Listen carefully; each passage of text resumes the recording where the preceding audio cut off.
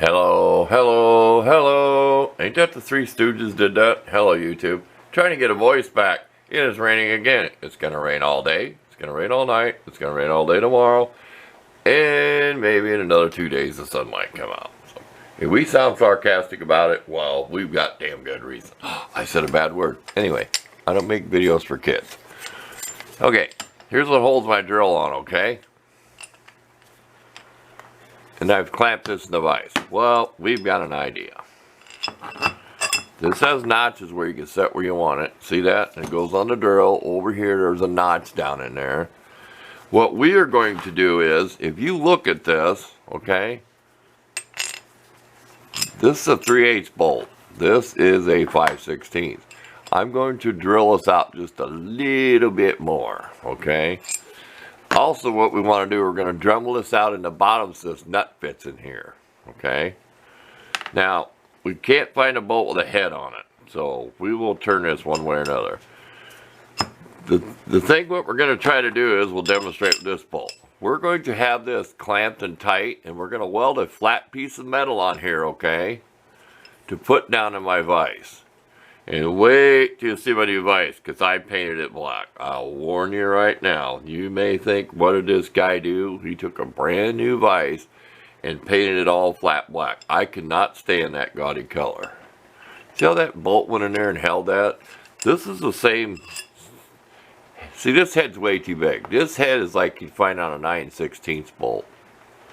See that? On a 3/8 bolt, I mean. So it's just kind of a custom-made bolt. This is all we've got to work with. We can't get to the store. So stay tuned. We'll bring you back when we start piecing this together. And I might as well zoom here. Let me bring you over here. See that? When I go to the hardware store, I always buy extra bolts. And I always buy extra washers. See that? When you buy bolts, just start reaching in the other bins and start grabbing what you want. And look at the left corner up here on my screen. I can see it on the back. My battery symbol's flashing. Good thing I keep a spare battery in the camera bag. So, we usually have this much supply on hand of bigger stuff. And even something oddball I found one day. Ain't that a weird bolt? It will get used somewhere. I think that come off some furniture or something. Anyway, stay on topic. Let's start on this project. We're going to drill this out. Okay, which won't hurt anything. Just a little bit it needs to be drilled out. I don't want the drill to snag. Break no aluminum. This is aluminum. Watch it spring. See that? Oh, look. Aluminium. Aluminium. However you want to say it. Spell checker never gets it right either when you're trying to spell it. So you try it. Type in aluminum and it doesn't even know how to spell aluminum. Hicks out are called aluminum or aluminium there. I think we covered it all around the globe. Stay tuned. We're bored, so these videos are getting longer because it's summertime. I should be outside working on the garden tractor. Like I said, I ranted about that before. My yard's getting tall. The grass needs mowed. Okay, here's the new improved paint job. I couldn't take it anymore. I took some acetone and a wire brush. I mean, that's what it took. And I took this, what do they call it? Hammer type, whatever paint, wrinkly paint. And look what they hide. I took acetone and a wire brush to get that off. See what they hide? I should have left alone and scuffed it. Because I just scuffed this with some 60 grit. These are rubber. They're almost like a mud flap. I might have a piece down here to show you. See that? It had these ridges. Right in between the ridges was the exact width I need when I cut it. But I got some of this left. I had about a foot square piece or so. Nice stuff. Oh, heck, show you what else I got left. See, I got that much left. See that design? It was either a truck mud flap or whatever. And I've got a thinner piece. Don't throw that stuff away when you see it in the garbage. It come out of a junkyard. Pan down to the garbage. Yes, the floor needs clean. It's a working shop. There you go. There's the bolt. These are just epoxy in here with just epoxy. But see, that's what I like about this setting here. See where I can work at the bench and swing it out of my way. I don't have it clamped down because I'm doing lightweight work. But see how nice it is? I could tighten that bolt up back there. If you haven't seen the video on this, you just tuned in. Go watch the videos on this. They're just posted a little bit before this one. There you go. Let's get back to work. Okay, do you see my idea? I did all this on the belt sander. See how that seats down in there? Because that diameter down in there, measured with these, I got that just about right. Because on the nut, you look on the nut where it starts to turn round, it's just about what I wanted, maybe a little more. See when you take the corners off? Okay, and I ground the head of the carriage bolt, okay, so it'll fit. Now we're going to put some flats on here. Because whatever we do when it's bolted, this will be bolted onto another piece of metal that goes in the vise. So this can all come apart. It's not going to be permanent. See, we're going to put flats on here so we tighten it up on the drill. We could just use a crescent wrench. You know, hopefully we don't get too... Because I don't know, I could put 4 sides to it, I guess. You got the bolt to go by. You'll see what I mean.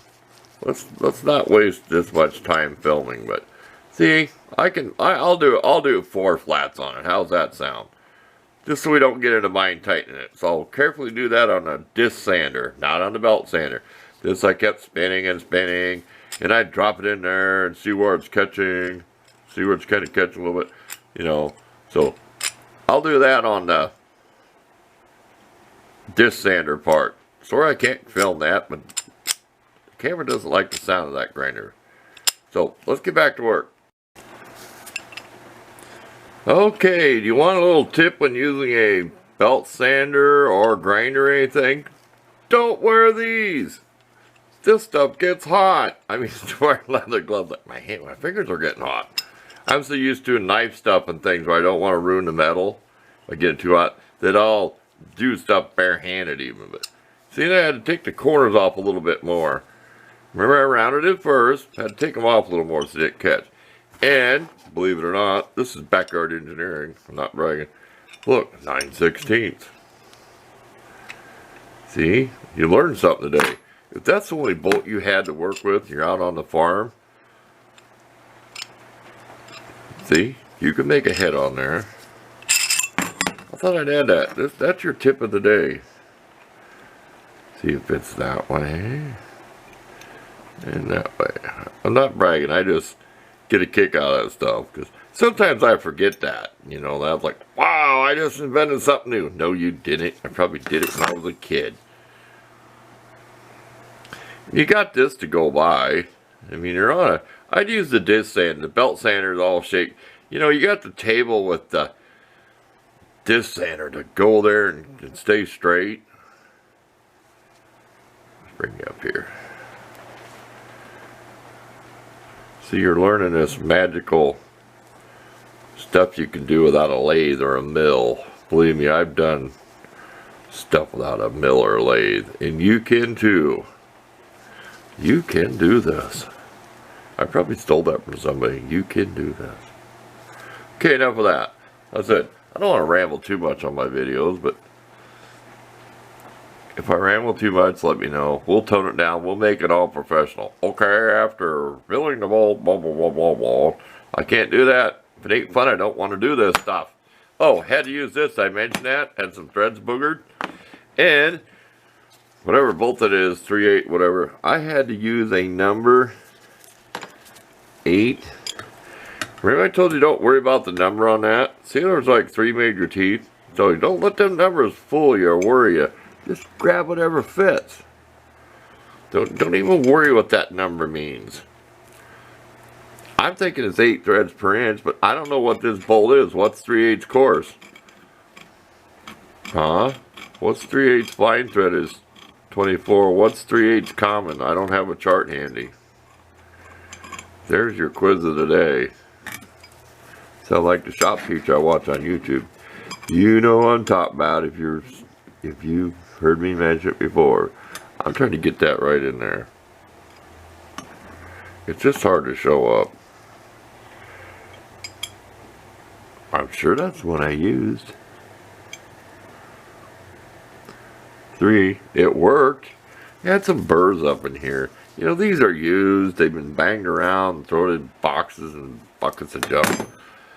That's 3 minutes of talking about this, but oh well. We don't care how long this video is. We just don't. We're so tired of trying to, let's hurry up, throw it together. And, well, how'd you do that part? Well, I didn't have time because the video was getting too long. Well, no. We're going to just be slow today and take our time. And it will, we're doing this on the fly. Believe me, we're thinking this up as we go. We just had an idea in our head to shove a bolt through here and find some way to bolt it to a bracket and put it device it. This is all experimental. You know it's going to work because we're not going to give up or you won't see the video. So you already know how it's going to end. Stay tuned. Okay, here's my idea. I've got this on, I've got it tight, I've got it at an angle for a reason. You'll see when I get it in the vise. And then this is 5/8 square. It's bigger than 1/2 inch. It came off a railing. It's what I made my security bars for on my windows. Ain't even gonna worry about a lock washer. They're both just long enough. And then we're gonna mount it in the vise. Let me pause here and we'll tighten this up and then we'll put it over in the vise. Okay, here's your disclaimer. Don't do this, get hurt, blame it on me. This is all experimental. If I don't put it in the written description, you're not going to get hurt and sue me. There, because I said it. It's not my fault you didn't watch the whole video. See how it contacts like 3 points? It contacts like here, here, okay, and then out here. See over here. But here's why I had to kind of tilt the drill. Let me take you down here. So everything kind of clears. Sorry if it gets washed out by the light. There. You see what I mean? You can't have, because the drill is right here. And that's lucky where the notches are. This is notched. If you had one that didn't have notches, you'd be able to kind of figure this. Now you could improve this. See, this handle kind of hits the desk when you go back here with it. But I can live with it. One of my viewers just put some O-rings on it. That way you can keep this right in the middle and it'll hold it instead of just flopping and catching. And never leave your vise tight. You say you're bent down on the floor to pick something up, your vise on the bed, you smack your head on it. Never leave this tight when you're not using your vise. Leave it so if you hit it with your head, the vise moves. Let's take you back up here. This way we can get some different angles. Got a washer on here, which is way too big. Even these cheap gloves rip out. See that after a while? I'm a bad cameraman. I like this little envelope here. I don't abuse stuff like this. This is for small stuff. This ain't for beating on a part of a car or something. Okay, let's swing you back around here. Okay, that LED light up there is so bright you can tell how when I take pictures I have to really do a lot of work to adjust them.